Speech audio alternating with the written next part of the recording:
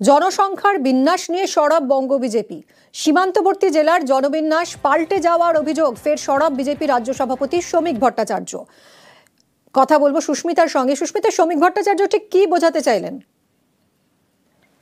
শ্রমিক ভট্টাচার্য সহ বঙ্গ বিজেপির এই অভিযোগ দীর্ঘদিনের। ডেমোগ্রাফিক পরিবর্তন করা হচ্ছে, ডেমোগ্রাফিক পরিবর্তনের অভিযোগ তুলছেন তারা। কোন এলাকার? সীমান্তবর্তী এলাকা, যে সমস্ত এলাকা রয়েছে বনগাঁ, বসিরহাট সহ বিভিন্ন এলাকা, মালদা, এই সমস্ত এলাকায় যেগুলি মূলত সীমান্তবর্তী জেলা, সেই সীমান্তবর্তী জেলাগুলিতে ডেমোগ্রাফিক পরিবর্তন হচ্ছে এবং সেই ডেমোগ্রাফিক পরিবর্তন একটি বড় চক্রের মাধ্যমে হচ্ছে। আন্তর্জাতিক চক্র কাজ করছে, তার কারণেই দেশের আভ্যন্তরীণ নিরাপত্তা বিঘ্নিত হচ্ছে। সেই অভিযোগ আবার একবার শ্রমিক ভট্টাচার্য তুললেন। ডেমোগ্রাফিক পরিবর্তন ও জনবিন্যাস পরিবর্তনের মাধ্যমে রাজ্য তথা দেশের নিরাপত্তাকে চ্যালেঞ্জের মুখে ফেলা হচ্ছে এবং বহিরাগত অনুপ্রবেশের মাধ্যমেই এ কাজ করানো হচ্ছে, তাতে রাজ্য সরকারকে তিনি একেবারে প্রশ্নের মুখে ফেললেন। ধন্যবাদ সুস্মিতা। কি বলেছেন এক্স্যাক্টলি শ্রমিক ভট্টাচার্য শুনবো। সাইলেন্ট ডেমোগ্রাফিক ইনভেশন চলেছে ভারতবর্ষের উপরে। পশ্চিমবঙ্গকে একটা প্যাসেজ বানিয়ে আজকে সীমাঞ্চল, বনাঞ্চল, ঝাড়খণ্ড, বিহারের ডেমোগ্রাফি পর্যন্ত বদলে যাচ্ছে। পশ্চিমবঙ্গের বিভিন্ন সীমান্তবর্তী জেলার জনসন্তুলন পাল্টে গিয়েছে। তাই আমাদের একমাত্র লক্ষ্য ভারতবর্ষকে অখণ্ড রাখা। আমরা এই মুহূর্তে যোগাযোগ করেছি তৃণমূল মুখপাত্র অরূপ চক্রবর্তীর সঙ্গে। অরূপ, আপনি শুনলেন কি বলেছেন শ্রমিক ভট্টাচার্য। বাংলার সীমান্ত জেলার জনবিন্যাস বদলে যাওয়ার অভিযোগ করছেন তিনি, কি প্রতিক্রিয়া আপনার? শ্রমিক ভট্টাচার্য টিয়া পাখি নিয়ে কবে থেকে গণৎকার হয়েছেন আমি জানি না। আমি যতটুকু জানি 2021 সালে জনগণনা সেন্সাস হওয়ার কথা ছিল, যেটা ভারত সরকার করেনি। তো ভারত সরকার যতক্ষণ না সেন্সাসের রিপোর্ট পাবলিশ করছে ততক্ষণ পর্যন্ত শ্রমিক ভট্টাচার্য কি করে জানলেন যে কোন জনবিন্যাস, কোন জনজাতি, কোন ধর্মীয় সম্প্রদায়ের মানুষ আসছেন? বরং আমরা তো উল্টোটা দেখছি। বাংলাদেশে 1971 মুক্তিযুদ্ধের সময় 23% হিন্দু জনসংখ্যা ছিল বাংলাদেশে। আজকে সেই হিন্দু জনসংখ্যা বাংলাদেশে হয়েছে 8%।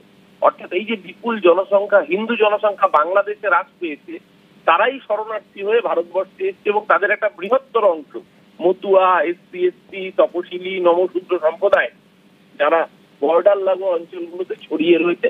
এটা ঠিক, ভারতবর্ষ তো শরণার্থীদের চিরকাল আশ্রয় দিয়েছে, কিন্তু এর ফলে তো পলিটিক্যাল ডিভিডেন্ড শ্রমিক ভট্টাচার্যের পরিবার পেয়েছেন, মানে বিজেপির পরিবার।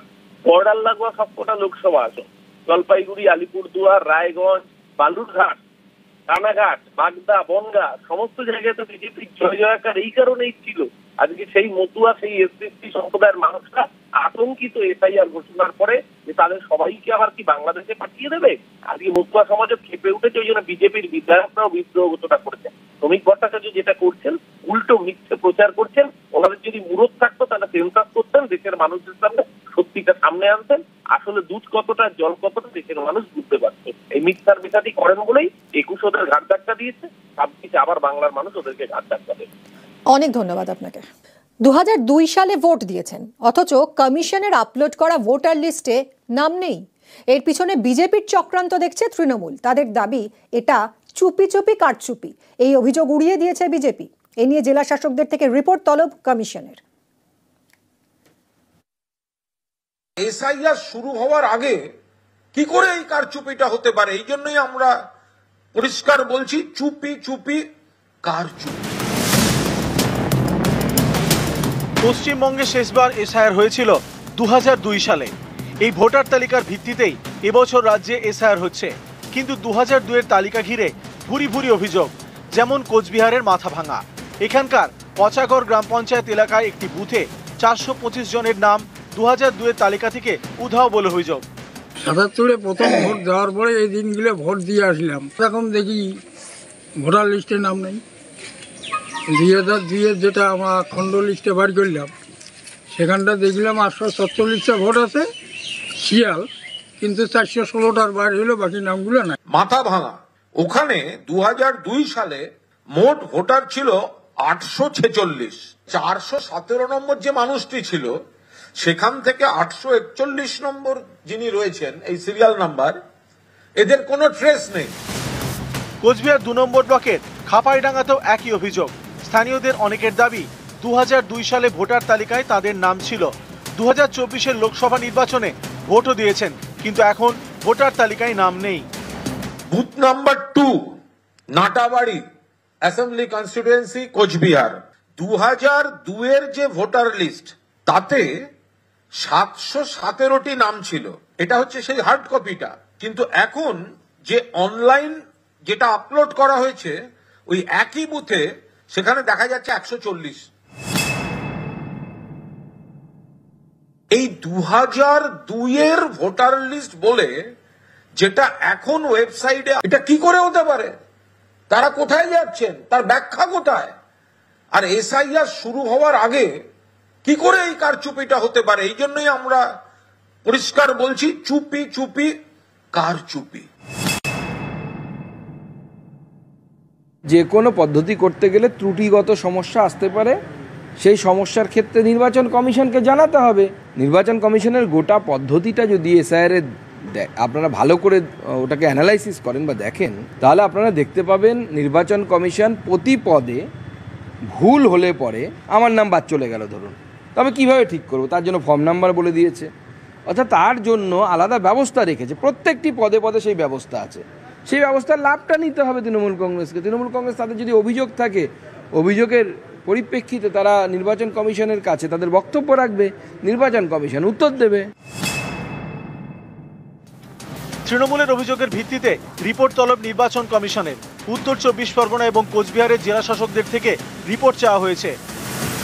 নিউজ 18 বাংলা। চালকলের বিষ চাষের জমিতে, আর এর জেরে ধান চাষে ব্যাপক ক্ষতি। সমস্যায় হুগলি এবং পূর্ব বর্ধমানের বিস্তীর্ণ এলাকার কৃষকরা। গত সোমবার এক্সক্লুসিভ এই খবর দেখানো হয় নিউজ 18 বাংলায়। এরপরই পদক্ষেপের আশ্বাস রাজ্যের কৃষিমন্ত্রী এবং পরিবেশ মন্ত্রীর। কৃষকদের দাবি শুধু আশ্বাস নয়, এবার দ্রুত পদক্ষেপ নিক প্রশাসন। দূষণ যেভাবে ছড়াচ্ছে দিনের পর দিন, তাতে করে আমরা শেষ হতে চলেছি। খাবার জোটাবো না রাইস মিলের সাথে লড়াই করব? কৃষিমন্ত্রীও সেই একই ভাষায় বলবে, চলছে আশ্বাস থাকবে, মন্ত্রী হোক নেতাই যাক, ও কিছু হবার নয়। আমরা সেদিনই বুঝতে পারবো যেদিন আমাদের সুরাহা হবে। কোন রকম আশ্বাসে আর ভুলতে রাজি নয়। চাষের জমি থেকে ধান যায় চাল কলে, সেখানে ধান থেকে চাল, কিন্তু চালকল এমনভাবে চলছে যা কেড়ে নিচ্ছে ধানের প্রাণ। চালকলের বর্জ্যের বিষ মিশছে চাষের জমিতে, এর জেরে ধান চাষের ব্যাপক ক্ষতি হচ্ছে। পূর্ব বর্ধমান, হুগলির নানা জায়গায় সমস্যায় কৃষকরা।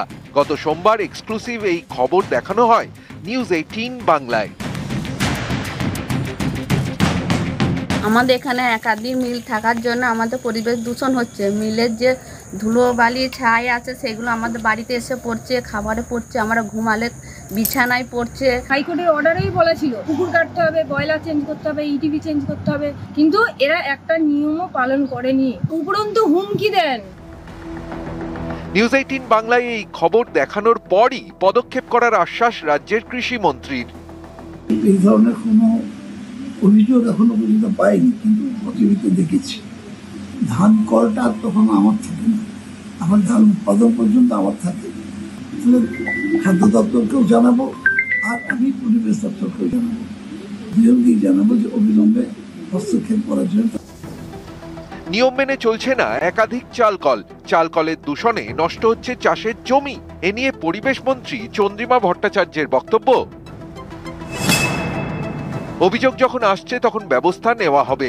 দূষণ নিয়ন্ত্রণ পর্ষদকে বলেছি বিষয়টি দেখতে, পরিবেশ দপ্তরও খতিয়ে দেখে ব্যবস্থা নেবে। কৃষকদের একাংশের অভিযোগ, দূষণ নিয়ন্ত্রণ বিধিকে বুড়ো আঙুল দেখিয়েই চলছে একের পর এক রাইস মিল। হাইকোর্টের নির্দেশও তারা মানছে না। প্রতিদিন এইসব রাইস মিলে সালফার এবং নাইট্রোজেন মিশ্রিত বিষাক্ত জল মিশছে চাষের জমিতে। বিষাক্ত জলে কালো হয়ে যাচ্ছে চাষের জমি, রাসায়নিক মিশ্রিত জল ঢুকছে মাটির গভীরেও। এর জেরে ভূগর্ভস্থ জলও বিষাক্ত হয়ে যাচ্ছে বলে আশঙ্কা। এখানেই শেষ নয়, চালকলের বিষাক্ত হাস্ক অ্যাশ উড়িয়ে দেওয়া হচ্ছে বাতাসে, যা জমছে গাছের পাতায়। এতেও চাষের ক্ষতি, স্বাস্থ্যের ক্ষতি। এই ঘটনা 1 মাস 2 মাসের নয়, বছরের পর বছর ধরে চলছে বলে অভিযোগ। এই পরিস্থিতিতে শুধু আশ্বাস নয়, দ্রুত পদক্ষেপ চাইছেন কৃষকরা। দূষণ যেভাবে ছড়াচ্ছে দিনের পর দিন, তাতে করে আমরা শেষ হতে চলেছি। খাবার জোটাবো না রাইস মিলের সাথে লড়াই করব। কৃষি মন্ত্রীও সেই একই ভাষায় বলবে, চলছে আশ্বাসই আশ্বাস থাকবে, মন্ত্রী হোক নেতাই যাক, ও কিছু হবার নয়, কোন রকম আশ্বাসে আর ভুলতে রাজি নয়। নিউজ 18 বাংলা।